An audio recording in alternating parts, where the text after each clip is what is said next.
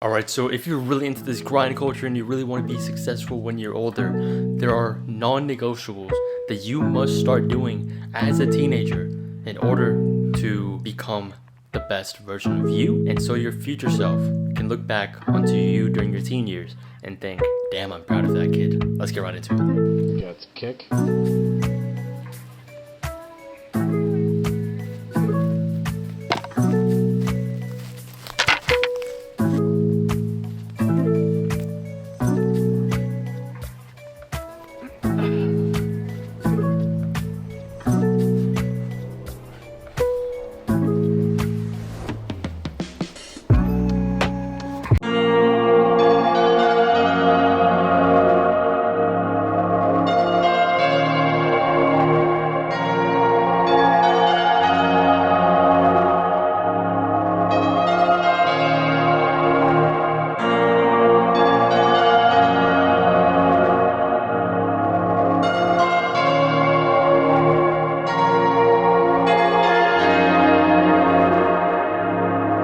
Here, so if I'm looking down, that's what I'm looking at. The first one is to reduce junk food and to reduce time spent on video games. Now you might be wondering, but Alex, junk food is so fun and video games is so fun. Yes, but look, you probably don't know this. I didn't know this 2 years ago.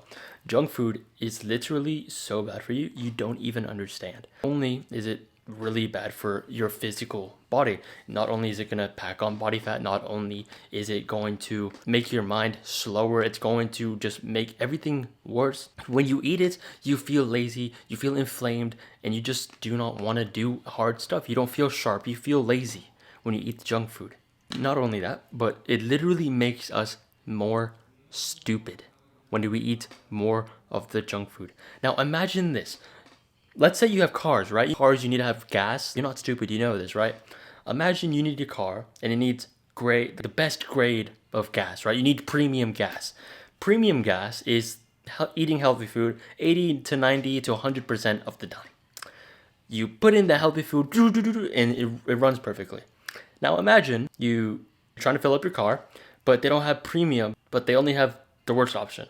Or they have the mid option, which is kind of like, oh, I eat healthy food sometimes, but I mostly eat junk food or whatever.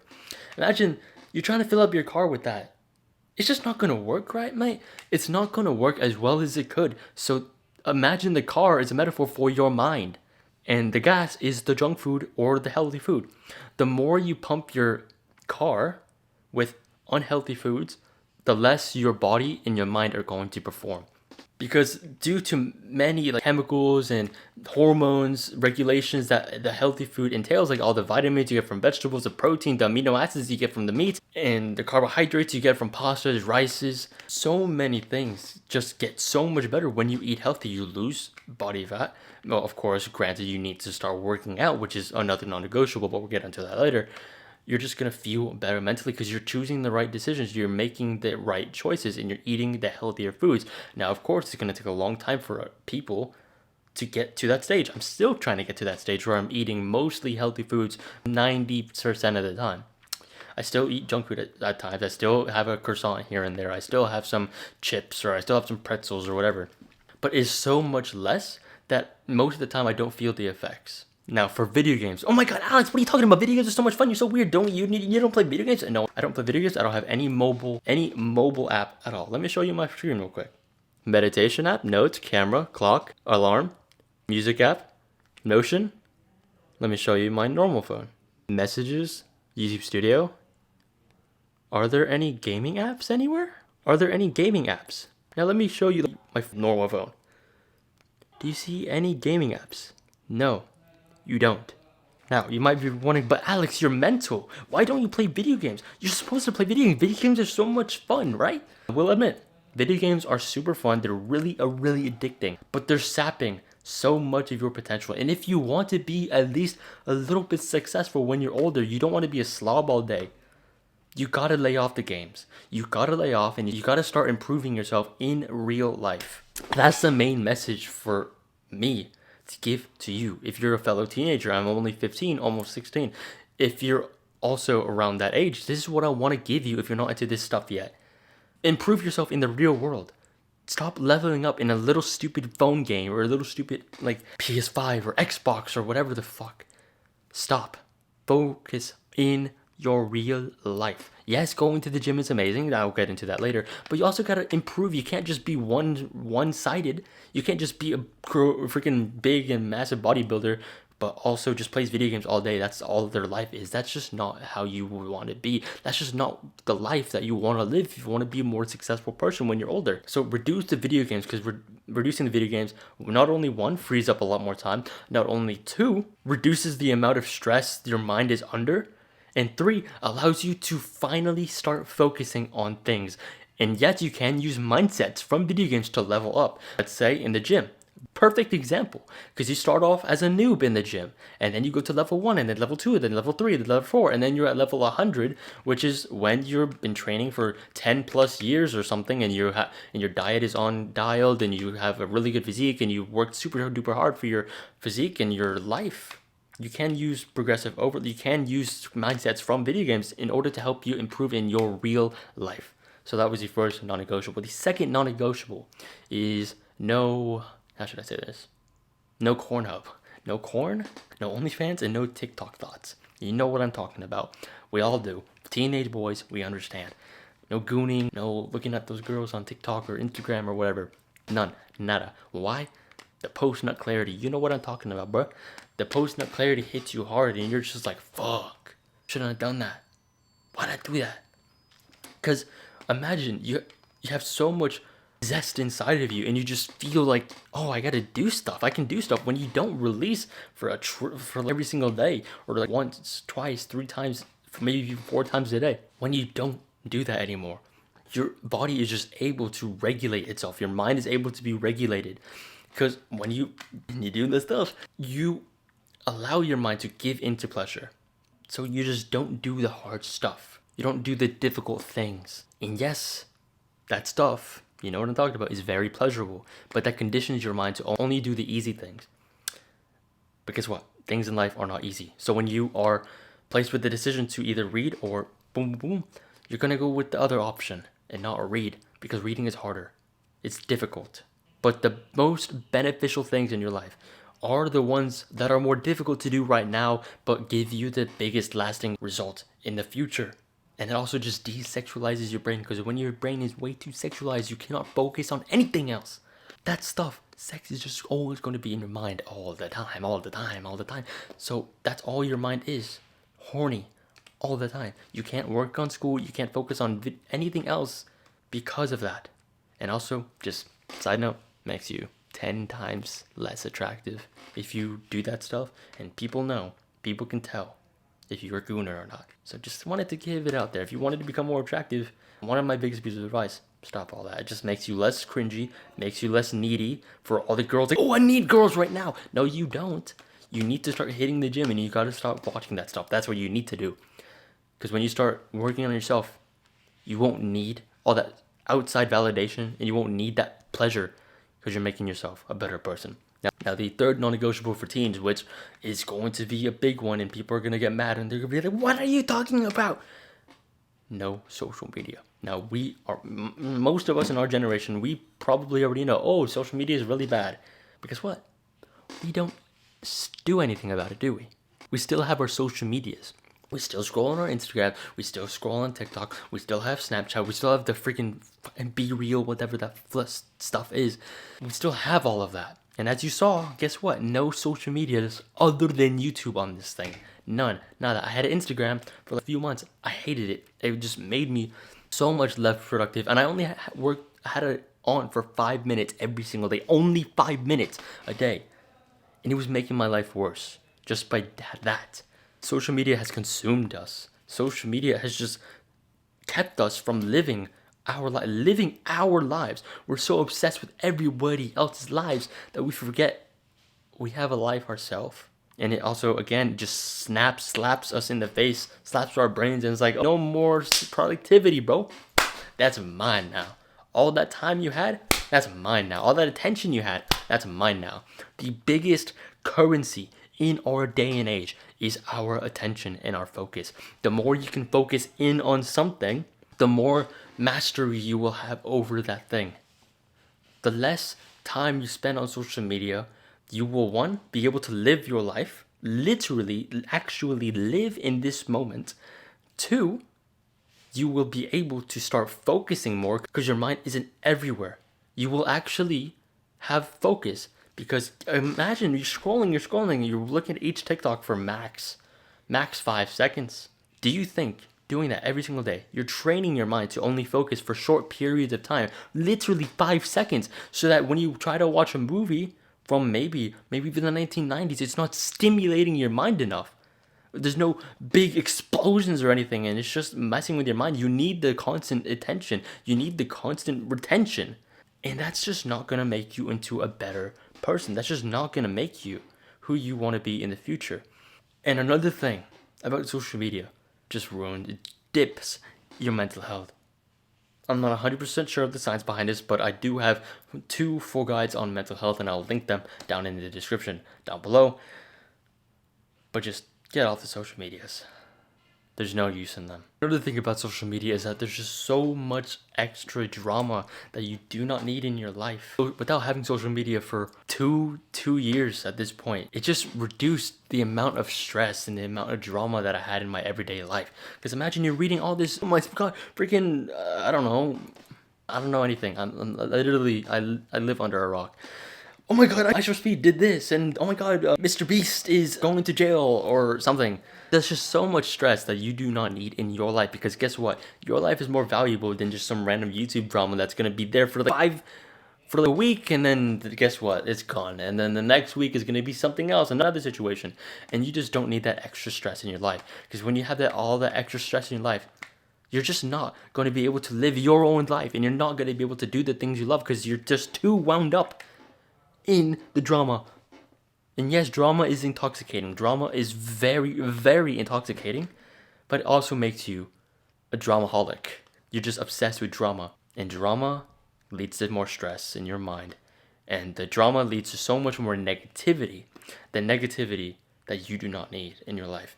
Most people nowadays are so negative about things that we forget that positivity is a thing. We say positivity is cringe. Positivity is not cringe. Positivity is positive. It's a good thing. It's an amazing thing to be a positive person, to be a joyous person. But apparently now we can't be like that. Apparently now we can't do that because that's gay or that's weird. It's not weird. It's called being a human. So many people just can't realize that because they're just scrolling on their phones all day, every single day. The fourth non-negotiable is to reduce time spent watching TV shows and movies and content, stimulating content online like the Mr. Beast, the Ryan Trahans, all of the stuff, everything not educational. Now, this is for another similar reason as to social media, but it's slightly different. The reason why you should reduce the time spent on the TV shows and the movies is just simply because it just wastes a lot of time that you can be doing something else. You can be doing something better with your time. Now, yes, if your girlfriend's over, or if you want to have a movie day with the boys, or you're watching a movie with your parents, that's wholesome. That's fine. Just don't make that every single day, because then you're just wasting 2-3 hours of your day just watching a movie and not improving in any way. When you can be improving, but if it's like once a month, once a week, once every 2 weeks, just chill, watch a movie with your parents, or watch a movie with your girlfriend, your friend, that's totally fine.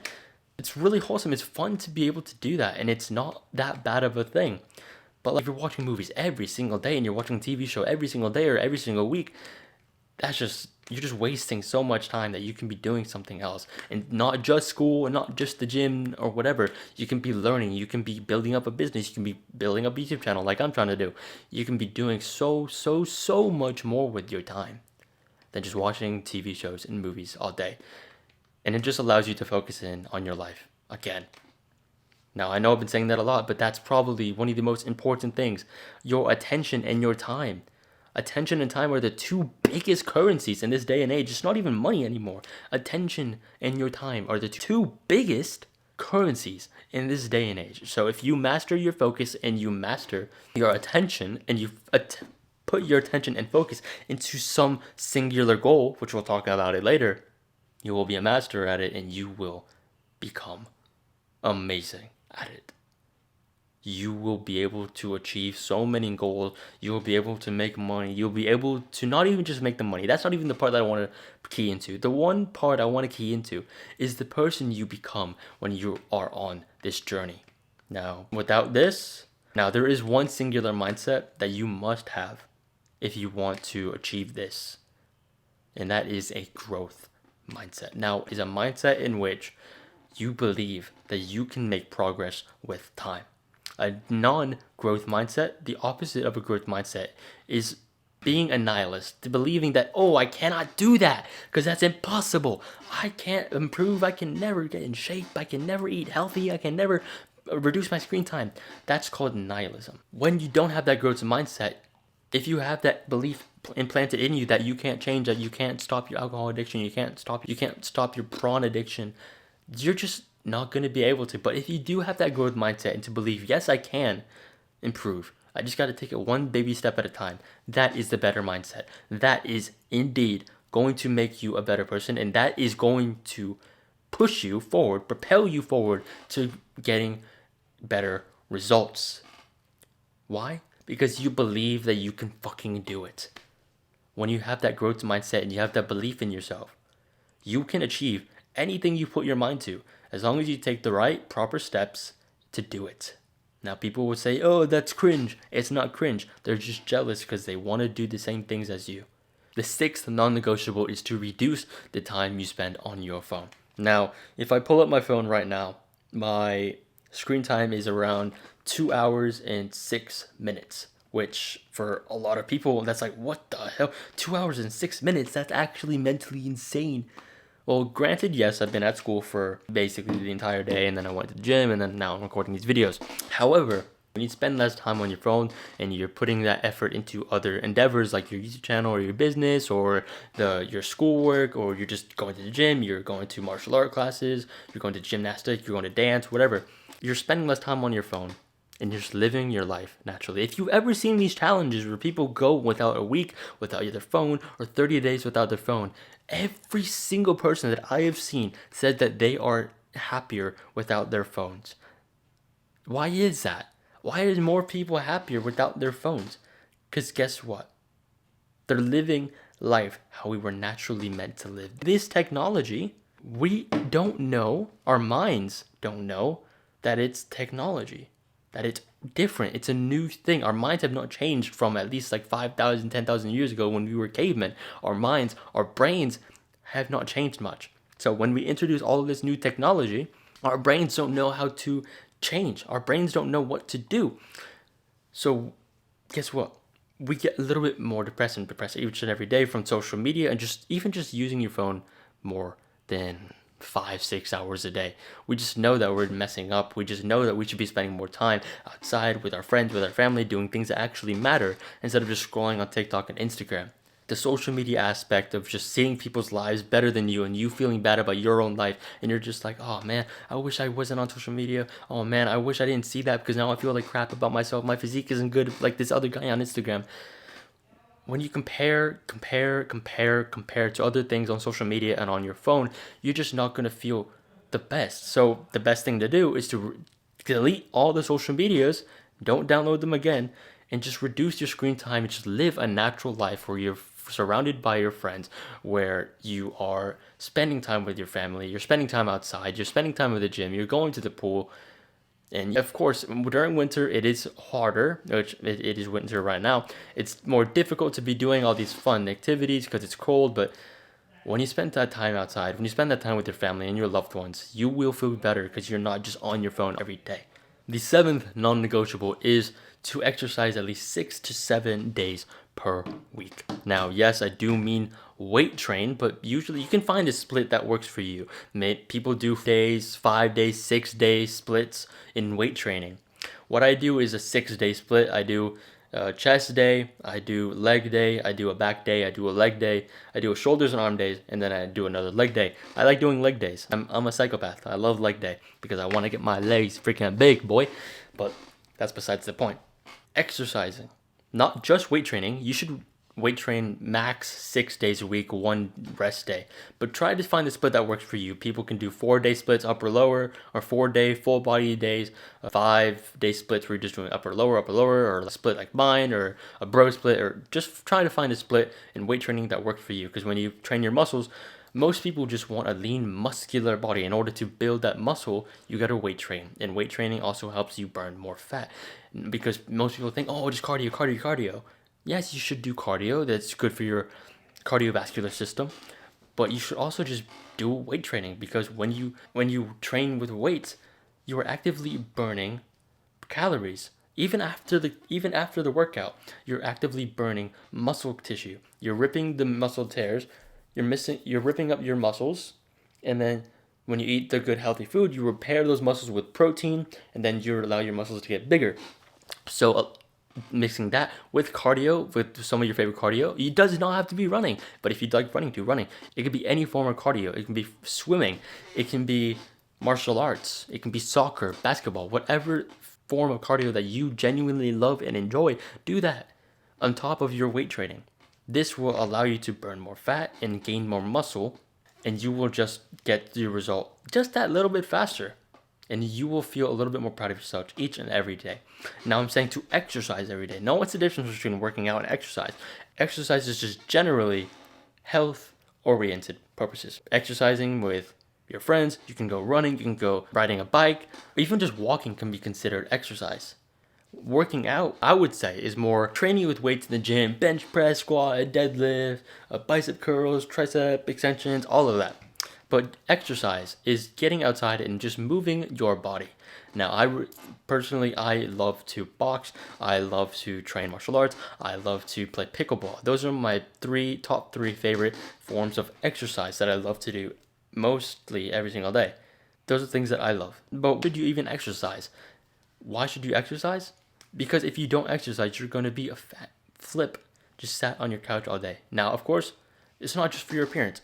When you exercise, you release this thing called endorphins. Endorphins, in bro science terms, is just like you feel better. You're happier. Your serotonin, your dopamine levels, and also your endorphins flood your body when you work out. So after a really good workout, you feel a little bit better.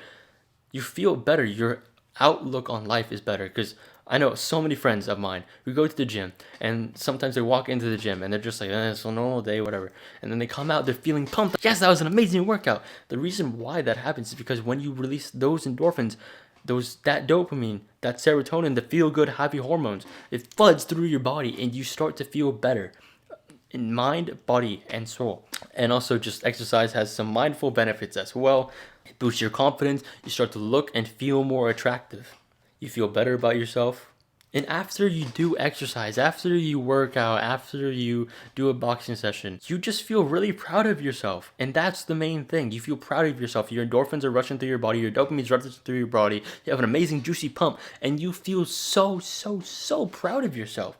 And that motivates you to keep on going. Yes, it will be hard sometimes where you're just like, why isn't my fat just losing? Or why am I not gaining weight as fast as I want to?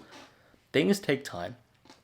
But when you start to notice the results, you will get motivated like never before, and everything will just fall into place and you'll feel so much better. Now, the 8th non-negotiable for teenagers is to gratitude journal and meditate. Now, I know these things can be a little wishy-washy, but let me just explain. Gratitude journaling and meditating. What do these things have in common? Mindfulness, gratitude. What are many attributes that are missing in a lot of teens? Mindfulness and gratitude. In mindfulness and gratitude, guess what? Those are the two main things that help with mental health. Now, mental health crisis, many teens nowadays struggle with mental health. They struggle with being happy with themselves. They struggle with confidence. They struggle with depression and anxiety. Now, I'm not saying that these things aren't real, but I'm saying most of these things stem from social media. Again, they stem from phone usage. They stem from so much video games and all the time spent watching movies and everything. Most of it's from social media. But we are in a day and age where depression and anxiety among teens is at a all-time high. Throughout all of humanity, all-time high depression and anxiety in teenagers. This is the point in history where the most amount of teenagers are diagnosed with depression, anxiety, ADHD, and this is also probably the biggest time where suicide has been at an all-time high. But however, there are two things to combat this. The two biggest things to combat this: mindfulness and gratitude. Now, I've known a few people in my life who were down. They were depressed and they had hella anxiety. I just told them two things: gratitude journal every single day, 5 things you're grateful for, meditate, and start to be around people who are positive, delete social media, all social medias, and reduce screen time. They did these 4 things. These people who were depressed and had hella anxiety, after 2 years of following my advice, anxiety and depression seemed to be gone. Of course, people still deal with sadnesses here and there, and the anxiety. Everyone experiences anxiety, but not like crazy anxiety how it was the people that I was helping. 2 years later, these people no longer deal with these two things. They no longer deal with the crazy depression, the crazy intrusive thoughts that they had. These people no longer deal with the crazy anxiety that these people had. Just by meditating, gratitude journaling, spending time with positive people, getting rid of social media, and reducing phone usage. Now, mindfulness and gratitude, these are the two things that I want to key into the most right now. And again, 2 full guides on mental health, and they are both very clearly stated in the videos. But mindfulness. Now, you might be wondering, what is mindfulness, Alex? So let's go over what mindfulness actually is. In the full guide that I mentioned in the description down below, I say that mindfulness is the ability to realize emotions, wants, desires, and to just sit with it. To realize that you have these things that you want to do. I give an example of, I want to eat the pizza. Without mindfulness, you just eat the pizza anyway. However, with mindfulness, you get the desire to eat the pizza. I want to eat the pizza. But then there's a block in your mind that says, wait a second, hold on. Are we sure pizza's the right decision? Are we sure we want to eat the pizza? Or do we just feel hungry? If so, you can have a healthier option. Just by having that little block in there, that can push us to make the better decisions. Now, how do you develop a mindfulness? The best way to develop mindfulness is through the process of meditation. I've been meditating for 2 years, not exactly every single day for 2 years, but I've been meditating for 2 years. The amount of mindfulness that I have achieved throughout these 2 years is mentally insane. It's actually not even funny how much more present I am with people, how much better I am with choosing the right decision, because I know that, wait a second, I want to eat ice cream, but do I really need it? That's what mindfulness will give you. The mindfulness would interject in between you doing the action and the desire for the action itself. So basically this means you feel like doing something, mindfulness blocks you from doing it immediately, and then it gives you time to think, should I do it, should I not? So let's say maybe you don't. So let's say maybe you still eat the ice cream anyway. Still, that mindfulness came in there and helped you out to see if I should eat this or not. Now, another definition for mindfulness could be just being present in this moment. And there's been countless studies that actually show that when you are mind wandering, even if you're mind wandering about happy thoughts, you are less happy than you are when you are completely present in this moment, when there's no thoughts in your head. You know what mind wandering is? It's like daydreaming, right? We daydream about, this would be so cool. You fantasize about this stuff when we're in class, or we fantasize about this stuff at the gym or whatever. But we've actually found that mindfulness, that actually being present in this very moment, right now, with no thoughts in our head, makes us happier than mind wandering. So, how do you develop mindfulness? The best way to develop mindfulness is through meditation. Now, this can get really wishy-washy, but meditation, you would probably want to download this app called Medito. Download this app called Medito. This is my favorite app to use. This is the app I've been using for 2 years. This is the app that allowed me to get focus in school. This is the app that allowed me to get better in my life and in my own mental health. I'm not sponsored by them. I'm just saying this app literally changed my life, and I sent this app to other people. They said it changed theirs as well. So meditation. What is the process of meditation? Meditation is been bastardized so many times. And people think that, if I'm just completely in zero thoughts, That is just unrealistic. Now I know I just said that, oh, you should reduce the amount of thoughts and daydreaming you have. You should reduce the amount of daydreaming you have. You should not only never daydream ever again. Meditation is the process of anytime you wander, anytime your mind wanders, take it back to something. So for many, many, many people, the thing that they take the mind back to be present in the moment, is the breath. So let's say, close your eyes and take a few deep breaths, in through the nose and out through the mouth. Now, even just with 3 breaths, you will probably notice that your mind has started to wander, hasn't it? Now, do not get discouraged when you cannot be present. This is actually good, because when you realize that you are not being present, when you realize that your mind has wandered, all you gotta do is just recenter yourself, take more deep breaths, and you will focus back on the breath. And then you will go back out and out, daydream, and then you come back to the breath. Out again, daydream, out, back to the breath. Now you might be wondering, but Alex, why is this so hard? Why is this so difficult? It's supposed to be difficult. Everything good is difficult. Improving your mental health is difficult, but it will give you lasting results, and it will 10x your life in terms of happiness and enjoyment. Just by meditating, a constant habit of meditation has improved depression scores, anxiety scores in many, many teens who have decided to start this path of meditation, or literally anyone who decided to try meditation. So again, Medito, first up in the App Store, not sponsored. I just love this app because it changed my life. Now, gratitude journaling. What is gratitude journaling? Gratitude journaling is writing down at least 3 to 5 things that you're grateful for every single day, and no, they cannot be the 5 same things every single day. So it can literally be, oh, I'm grateful for my water bottle. I am grateful for my camera so I can help more people improve their lives. I'm grateful for my girlfriend because she's an amazing girl. I am grateful for the meal I just had because it was delicious and it gave me good nutrition and healthy foods. So the reason why we want to be more grateful for things is gratitude is such a rare thing nowadays. So many people are complaining. They think, oh, that sucks. This person's bad. I don't like this guy. This situation sucks. Why do I gotta do this? Why do I gotta do that? Why do I have to do the homework? I don't want to do the homework. We complain.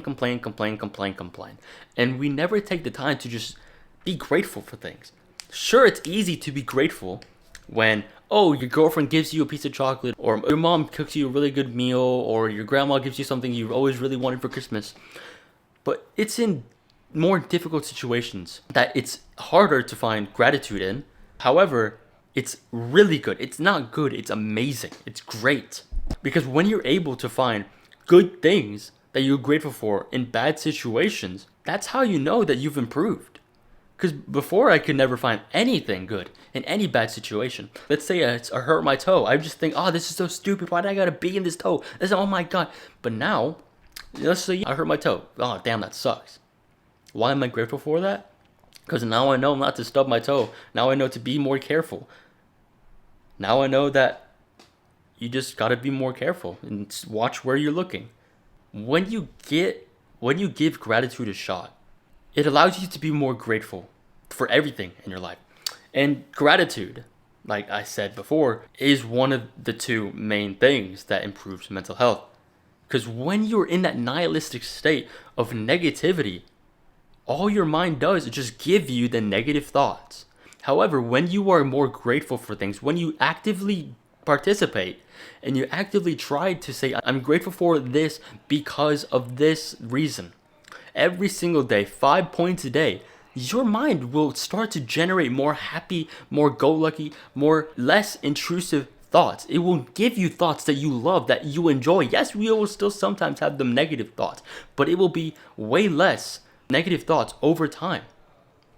This basically means you will have better thoughts if you start being more grateful for things and you stop being nihilistic. Because when you stop being nihilistic and you start gratitude journaling and you start becoming more grateful through gratitude journaling, therefore making you more happy, it makes you a better person and it improves your mental health And like again, back in the full guide, you must watch that full guide if you want to change your freaking life. Mental health is the first pillar of self-improvement for a reason, because if you do not have mental health, you do not have anything else. If you want to change your life, start with mental health. Gratitude journaling and meditation, gratitude, mindfulness. Those are the two things that will absolutely change your life forever. That is why it is a non-negotiable as a teen. Get better. If you want to improve your mental health, if you want to get to where you want to be, you want to have an amazing girlfriend, fix your mental health. You want to have good friends, fix your mental health. You want to have a good body, fix your mental health. Want to improve your family, fix your mental health. Everything correlates with fixing your mental health. The more you fix your mental health, the better your life will be. The more people will treat you with more respect. The better people will be to you. If you are better to them, the reason why you are starting to be better to them is because you're being better to yourself. If you start being better to yourself, you start being better to others, and therefore they start being better to you.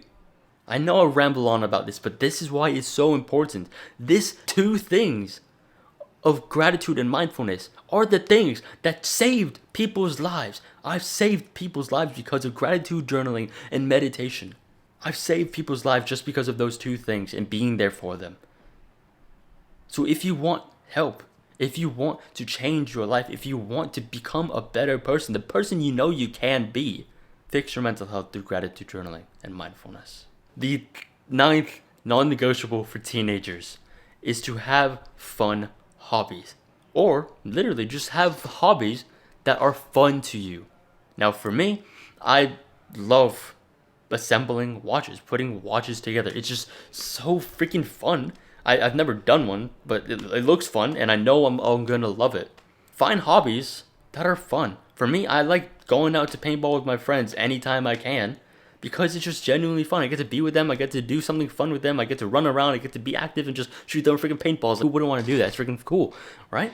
So the reason you want to have a fun hobby is because sometimes, yes, this self-improvement stuff can get a little bit boring. The meditation, you might not want to do it sometimes, or you might not want to do the homework or the reading, and you might be living under a rock or whatever. That's why you gotta do fun hobbies that keep you entertained, that you actually love, but it's also pushing you forward in life, that gives you direction, because you're doing something that is fun. And maybe, just maybe, if you love it enough, you can turn it into a business. Because when you do what you love, you never work a day in your life. This is why I love doing these videos. I may not love editing the videos, but I love recording them, giving people advice. That is what I genuinely love. Giving people advice and helping them improve their lives.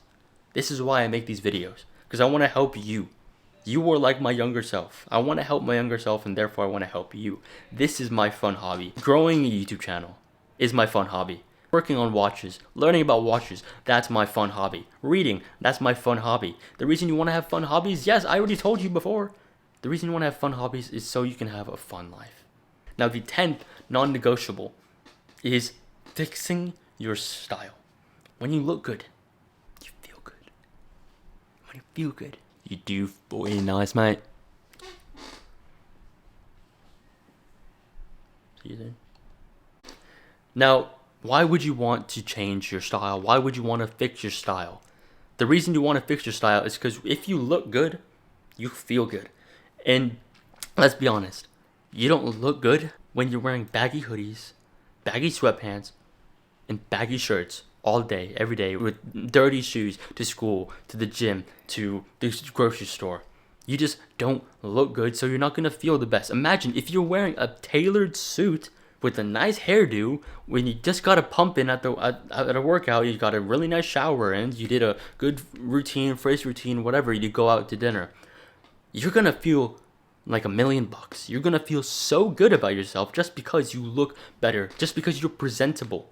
I don't know where a lot of these people got this fashion sense of, oh, just baggy stuff and make everything look faded. I don't know. My mama taught me better. She taught me to dress nice, to have nice haircuts, and to look good. Yes, sometimes she was a little bit mean about it, but she taught me the good stuff. And guess what? I feel better about myself because I know what looks good. I feel better because I'm wearing things that are more stylish, that are basic, but in the good way. It's not like a basic graphic tee, but it's like the essentials. the muted colors, the normal everyday colors, the classics, as I like to say. Because you can never go wrong with the classic. So for me, this is what I'm wearing right now. Wearing black tank under, and then striped shirt. Like that. It's not the most, oh my god, $1,000,000, but I feel better about myself because I look more presentable. I look better. Sure, I'm just wearing pajama pants, but I'm at home. It's 8 o'clock at night. Where am I gonna go? But you still want to look presentable in your home. You don't want to look like a trash rag doll where just your hair is messy and you don't have any personal hygiene. Of course, you would always want to look presentable. Now, why would you always want to look presentable? Just other than feeling better about yourself? Just because you never know who you can meet. Let's say you go to a store, you go to the gym, but you see a freaking beautiful girl, 10 out of 10. She looks amazing. Oh, you're like, oh, damn. Oh my gosh, you're looking beautiful. Imagine if you were wearing a baggy hoodie with a stain on it, with a normal white tee, graphic tee of a Naruto character or whatever, also has like a stain on it, and then there's some beat up sneakers and some freaking beat up sweatpants. You're not gonna want to go talk to her because you don't look the best. Oh crap, I got stains on my shirt. And even if you do talk to her, she's gonna be repulsed because you didn't put any effort into your appearance. You just went to the gym looking like a scruff, looking like, oh, you look raggedy. But if you were wearing better clothing, like if you just wore more nicer clothing, things that aren't freaking crumbled, things that aren't wrinkled. If you just went to the gym, wore stuff that wasn't wrinkled, that didn't look freaking weird, and there were some basic colors, like white on black shorts, or maybe some white shorts, or something I like to do, just go to maybe Gymshark or Under Armour or Nike and just buy sets of things that look really good, that you really like. And that way, so when you go to the gym or when you go out, you look presentable. Because you never know who you will meet. I've met some of my best friends in public. And I think the reason why they wanted to talk to me just that little bit more is because I didn't look like a scruff. It's because I had my hair in style. I had my jewelry on, I had my watch, I had my bracelets, my rings, and I had my style. My clothes weren't wrinkled, my shirts didn't have stains on them. And the reason, and that's probably why they wanted to talk to me just that little bit more. And that subconscious effect of, oh my god, I have a stain on my shirt. Damn, no one's gonna, like, you just do not feel as confident. Confidence is key in every part of life. If you do not have the confidence, then if you do not have the confidence, then you're just not going to be as good as you can. You won't give the world the best version of you. So that's why you got to improve your style, not just the basic graphic tees and oversized shirts and whatever. Just stick to the basics. Watch any real good style video. I recommend this guy. His name is Brendan Belfer. I'll just link the channel right here or in the description down below or in the pinned comment. I can't really remember his name, but God tier. I've got a lot of my clothing inspiration from this guy. Here's some pictures of me, if I haven't put them up already. Pictures of me in pretty stylish clothing. And granted, I don't wear this 100% of the time, but just looking better most of the time can improve your confidence and improve the way you look at yourself and improve the way others look at you. The 11th non-negotiable for teenagers is to stop freaking speaking in brain rot. Because who the flip understands you? Nobody understands. We're the Skippity Sigma Alpha. What the fuck? What is that? Stop talking like that. No one understands you and no one will respect you. Unless it's some other freaking Skippity Alpha, whatever the fuck. No one will genuinely respect you if you just speak like that. So if you want the respect from others, and if you want to freaking respect yourself, talk like a normal person. Learn the basics of conversational social skills. Back and forth. Learn basic grammar. Know your grammar, first of all. Know freaking grammar. Know the difference between your and your with apostrophe re. Know the difference between the three theirs. Know the difference between the three twos. Know the difference between... Know when to use a comma. Know when to use... No freaking punctuation marks. No capital letters. Come on, bro. This is basic stuff you would have learned in 3rd grade. Speak normal. Why? People will respect you more, especially as a teenager. If you know how to speak good, if you know the basics of conversation, knowing that when another person is talking, don't talk. Listen. And then it's your turn. It's a game of tennis. Not a game of Skippity Alpha Sigmas. Come on. I don't know. I just get so annoyed because people are they just speak like that. And it's just like, bro, stop. No one respects you. Stop talking like that. Talk like a normal person. I can't believe this is one of the non-negotiables, to speak like a normal human. Sure, I didn't have to put it in here, but so many teenagers don't know how to talk like a normal human. So, talk like a normal human. Don't listen to the Skippy Alpha stuff, whatever the fuck. Just learn to speak normal. And along with this, I will add basics of social skills. Learn your social skills and improve your social skills. The two best books that I've ever read on these topics is How to Win Friends and Influence People by Dale Carnegie and The Art of Conversation by Jim Alexander. Mwah! God tier books. I will show them to you right now. 3 best books I've ever read on conversation, on social skills, are these 3 books. A really thin one, The Art of Conversation by Jim Alexander. How to Read People by a Book by James W. Williams. And it's just like knowing if you're introvert, extrovert, or the other types of personality styles. And it's just a really god tier book in order to understand the psychology of other people. And finally, How to Win Friends and Influence People by Dale Carnegie. Basically, every single person, you should read this book if you want to know good social skills. Like, just smile at people. Know when to stop talking. Just stand up straight with your shoulders back. Have a good presence about yourself. The basics of social skills are all in this book, and psychology of people in this book. Read these 3 books. It will change your life in terms of social skills. Now, why should you improve your social skills? The reason why you should improve your social skills is because when people know how to speak, when people know how to have good conversations, people will want to follow you. Why do you think the best leaders in the world are also some of the best talkers, like Donald Trump, Elon Musk, Jordan Peterson, a very articulate speaker? Why do so many people follow him? Because he speaks with conviction and he knows the basics of social skills. Have you ever met someone and it's just like, damn, that guy, like, oh my God, I like that guy.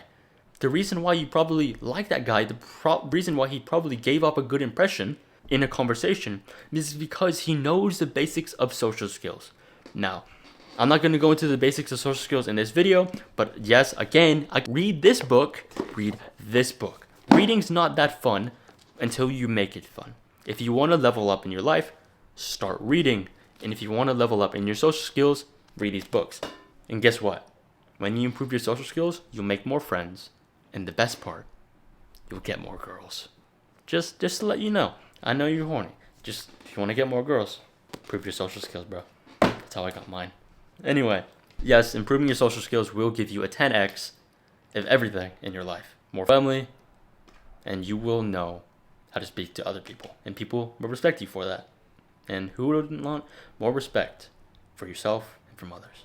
Okay, 12, non-negotiable, is to have goals. Now, why is this so important? Why is it so important to set goals? We've probably heard a lot of this from like Tate or whatever, right? Ieman Gaji.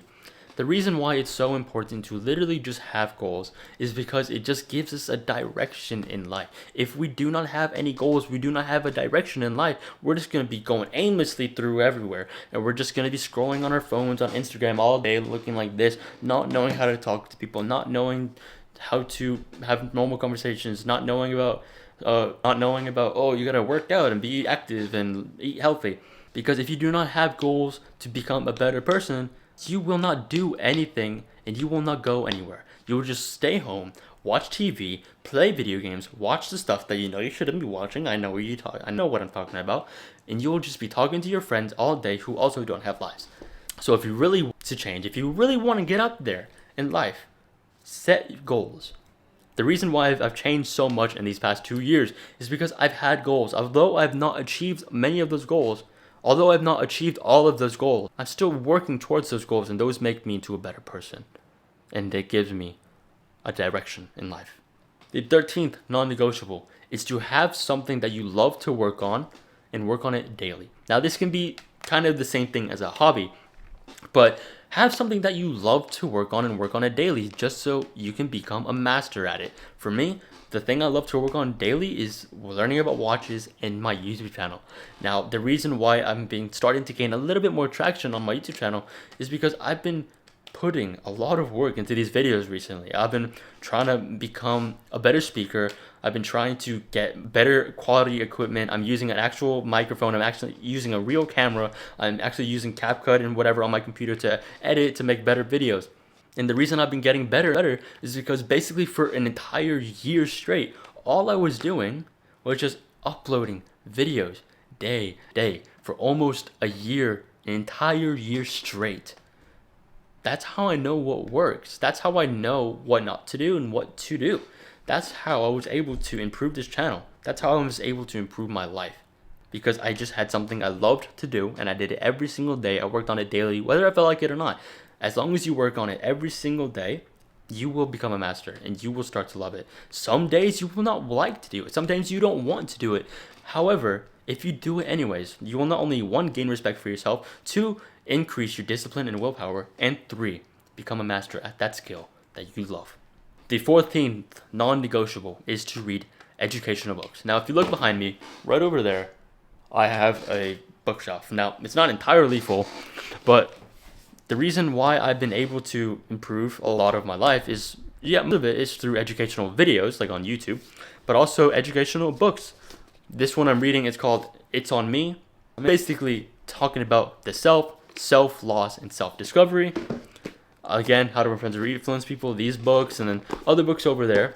But the reason why you should read educational books is not only 1, because it reduces screen time and everything, but also it's better than just watching a video. Yes, watching educational videos is a really good thing. However, it will never be as in-depth as a book, and something about a book is just magical. You pop open a book at night and you're about to go to bed and you're just flipping through the pages and you're reading and you're allowing yourself to take time slowly. It reduces feeling of rushing every single day, and it just lets you just calm down, just relax, take it 1 page at a time. I've been really getting into the magic of reading again and trying to make it a more consistent habit for myself. So when you start to read, especially educational books, people read books all the time.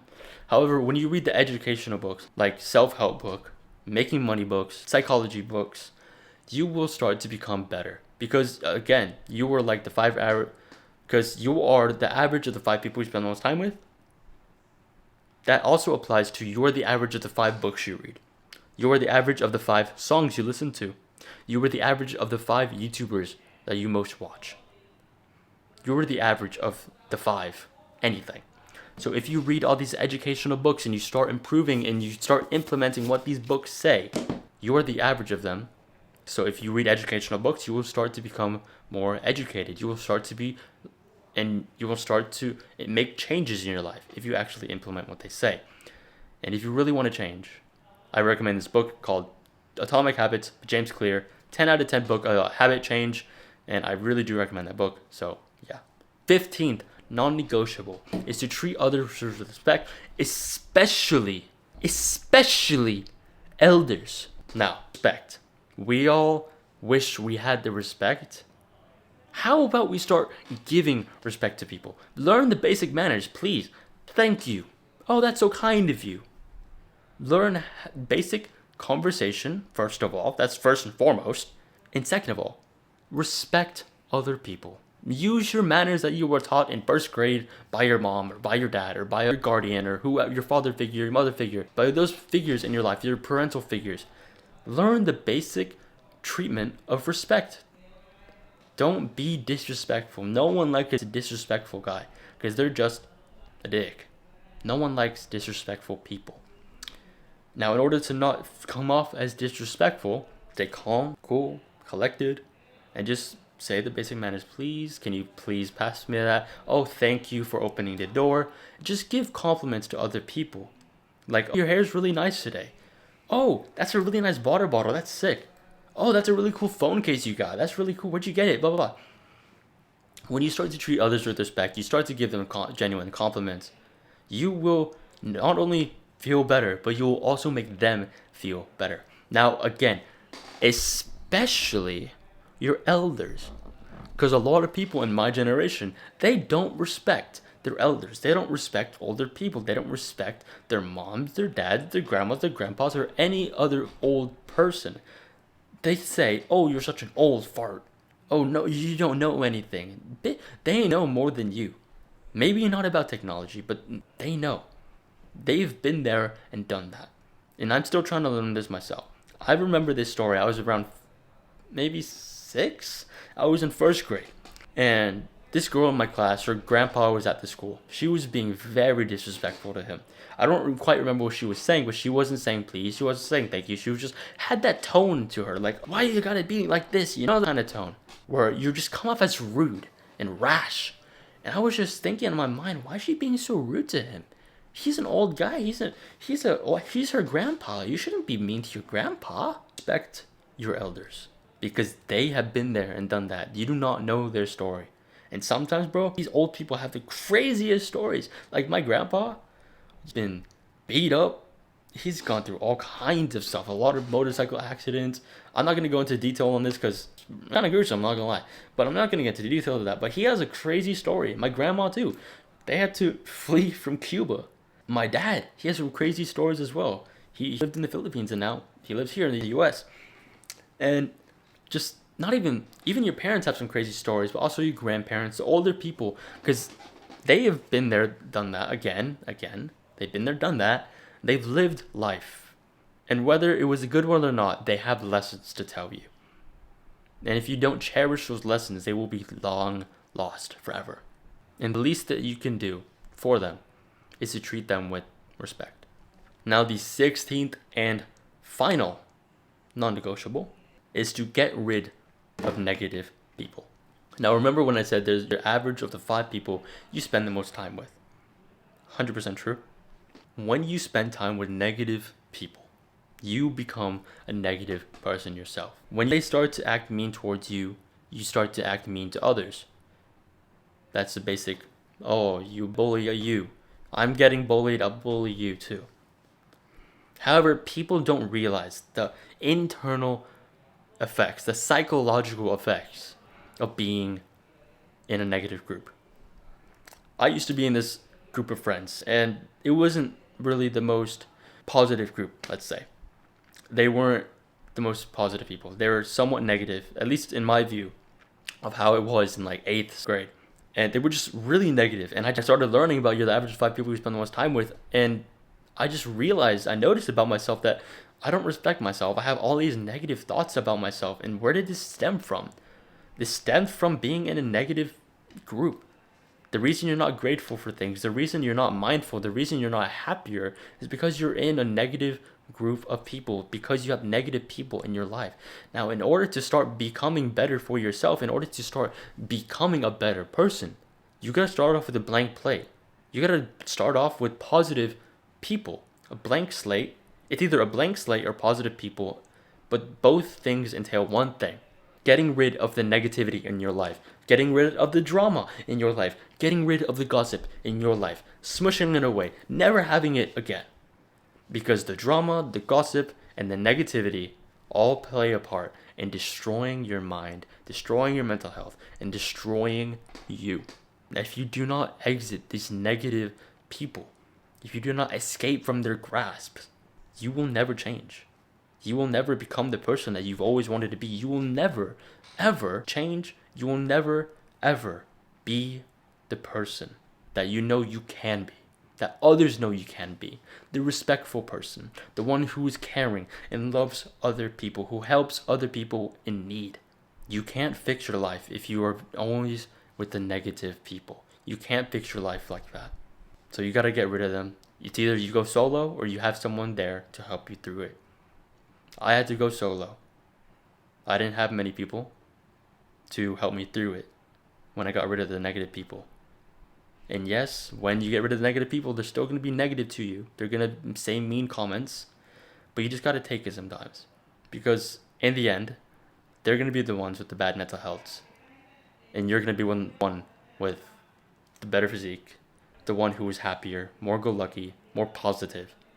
and have better friends in your life. So yeah, video helped in your way about the 16 non-negotiables for teenagers. Hope this really helped you. Read the books I told you to. Linked down below the 2 mental health full guides. And I hope they would really change your life, because I know all that advice changed mine. So yeah, do the hard work now instead of later. And as always, Malay Sui.